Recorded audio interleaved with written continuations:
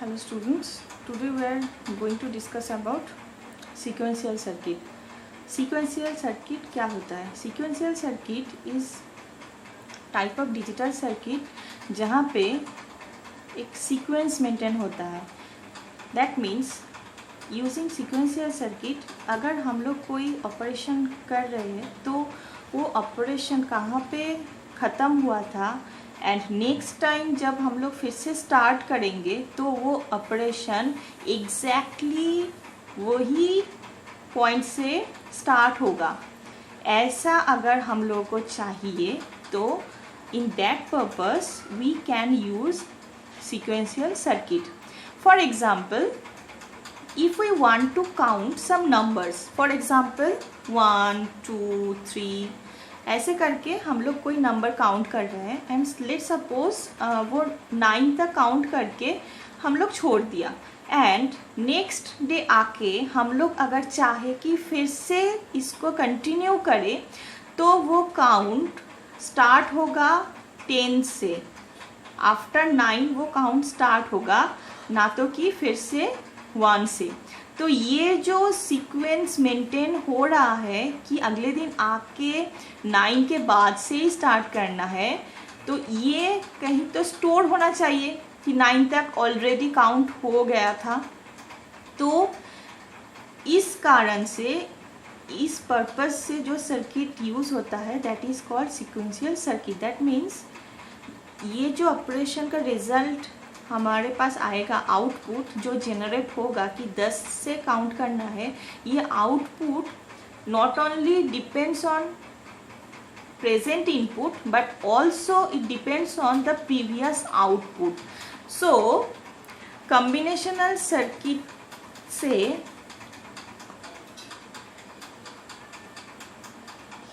combinational circuits that we have already read some combinational circuits like adder, subtractor, multiplexer. उधर क्या होता था कि हम लोग प्रेजेंटली कोई इनपुट देते थे एंड प्रेजेंटली कोई आउटपुट हम लोग को मिल जाता था. There is no certain scope of any memory capability. But in case of sequential circuit, combinational circuit का जो सर्किट है वो तो है, उसके साथ साथ एक मेमोरी यूनिट भी ऐड होगा. ये मेमोरी यूनिट क्या करेगा, ये कल मतलब ये 9 तक जो काउंट हुआ था ये आउटपुट का वैल्यू स्टोर रखेगा एंड नेक्स्ट टाइम जब हम लोग फिर से स्टार्ट करेंगे तो ये प्रीवियस आउटपुट का एक पार्ट जाके ये प्रेजेंट इनपुट के साथ ऐड होगा and then present output generate करेगा. That is the main funda of sequential circuit. So we can say that sequential circuit is nothing but combinational circuit with some memory or feedback. Combinational circuit with some memory function or feedback function.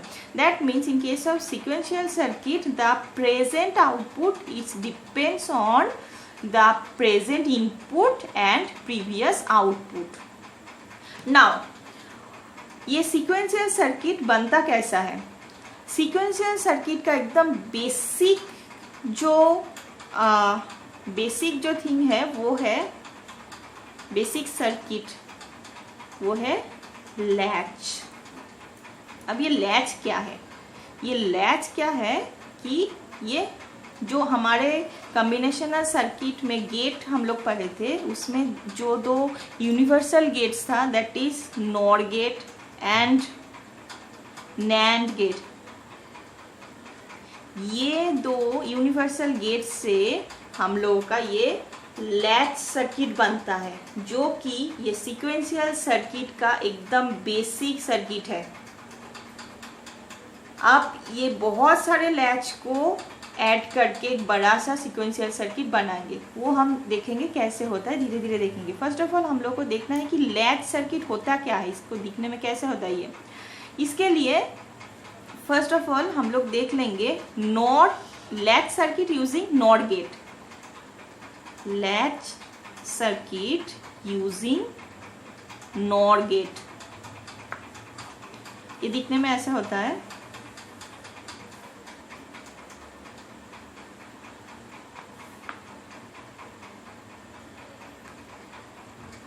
Suppose ये दो input है, ये दो output है।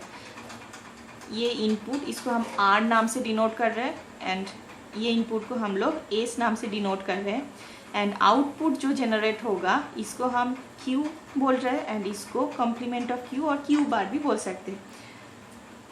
अब क्या होगा, ये जो आउटपुट है इधर से एक फीडबैक आके इनपुट का पार्ट बनेगा, एंड ये जो आउटपुट है इसका एक फीडबैक आके ये इनपुट का पार्ट बनेगा। That is the latch circuit using NOR gate. अब इसका इनपुट क्या होगा एंड इनपुट के लिए इसका आउटपुट क्या जनरेट होगा ये देखना पड़ेगा। ये देखने से पहले हम लोग एक बार देख लेते हैं कि नॉर गेट क्या होता है, इसका इनपुट आउटपुट या ट्रूथ टेबल क्या होता है। तो फर्स्ट ऑफ ऑल देख लेते हैं truth table of NOR gate. ये है हमारा नॉर गेट। इसका जो दो इनपुट होता है, suppose A and B, and output अगर वाई है तो इसका ट्रूथ टेबल क्या बनेगा, इनपुट आउटपुट। इनपुट में क्या है ए बी एंड आउटपुट में है वाई। 0 0 0 1 1 0 1 1। अब देखो NOR gate, that means not OR के साथ, और गेट के साथ not gate, that is not gate. So 0 0 0 0 means इसका आउटपुट क्या होगा 1, 0 1 0 1 0 0 1 1 0।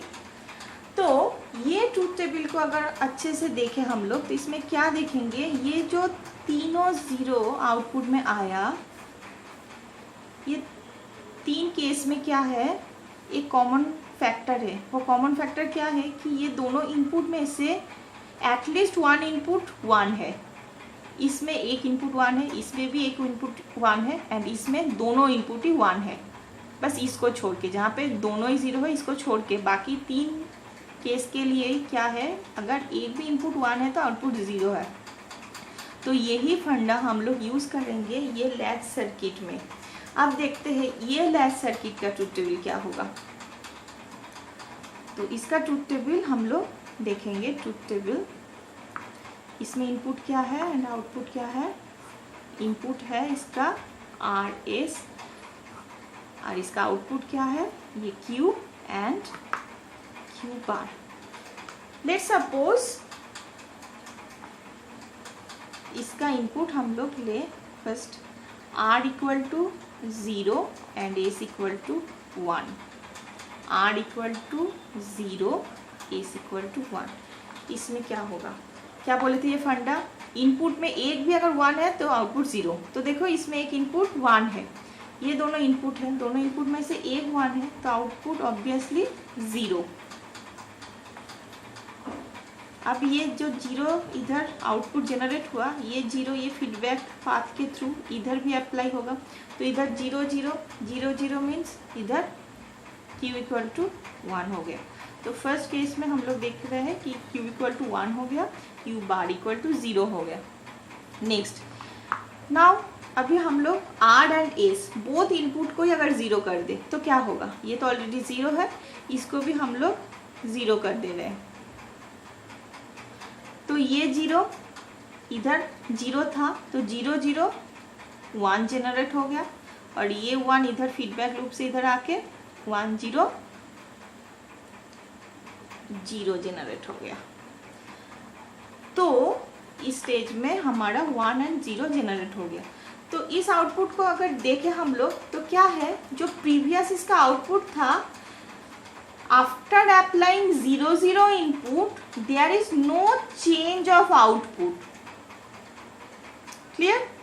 Then now we apply 1 0, that means R equal to हम लोग 1 अप्लाई कर दिया और S इक्वल टू 0 अप्लाई कर दिया। अब क्या होगा, 1 और 0। इस केस में क्या पता, क्या बोला था, एक इनपुट अगर 1 है तो आंख बंद करके आउटपुट 0, तो ये आउटपुट 0 हो गया, ये 0 फीडबैक पाथ से आया, 0 0 दैट मीन्स 1। तो इस केस में क्या आ गया हमारा 0 and 1। नेक्स्ट फिर से हम लोग 0 0 अप्लाई करके देखते हैं क्या होता है। इसमें 0 और इसमें तो 0 पहले से ही था। अब ये 0 0 के लिए क्या होगा, तो ये 0 है, 0 0 दैट मीन्स आउटपुट 1 आ गया, और 1 0 दैट मीन्स 0 आ गया, तो आउटपुट फिर से 0 1 हो गया। तो फिर से अगर हम लोग देखें तो इधर भी 0 0 इनपुट अप्लाई करने से इसका आउटपुट का कोई चेंज नहीं हो रहा है। तो इससे ये दो जो स्टेज हुआ, ये दो स्टेज से हम लोग बोल सकते हैं कि if we apply both the input 0, then output will stay the stage, previous stage. Output will stay in previous stage. That means if we continuously applying 0 0 0 0, continuously applying zeros in inputs, then output will be q equal to continuously 1 1 1 1 1 and q bar equal to continuously 0 0 0 0 0। तो ये बात से या ये फंडा से हम लोग बोल सकते हैं कि अगर हम लोगों को ये जो आउटपुट जेनरेट हुआ था इसको अगर स्टोर करके रखना चाहिए, मेमोरी फैसिलिटी मेमोरी करके रखना चाहिए, तो हम लोग क्या करेंगे, सिंपली ये दो इनपुट को 0 करके रखेंगे। जब तक 0 करके रखेंगे तब तक ये आउटपुट मेंटेन होगा, यही रखेगा। तो इसको हम बोल सकते हैं that is the memory concept, that is the memory concept that is used in sequential circuit, जो कि combinational circuit में नहीं होता था। तो ये हम लोग जो फीडबैक लूप यूज़ कर रहे हैं, इसके वजह से क्या हो रहा है, एक मेमोरी कॉन्सेप्ट जनरेट हो रहा है। That is the beauty of sequential circuit. Now in the next class we will discuss about the latch circuit using NAND gate. NAND gate use करके latch circuit कैसे बनाते हैं and कैसे वो काम करता है। So thank you.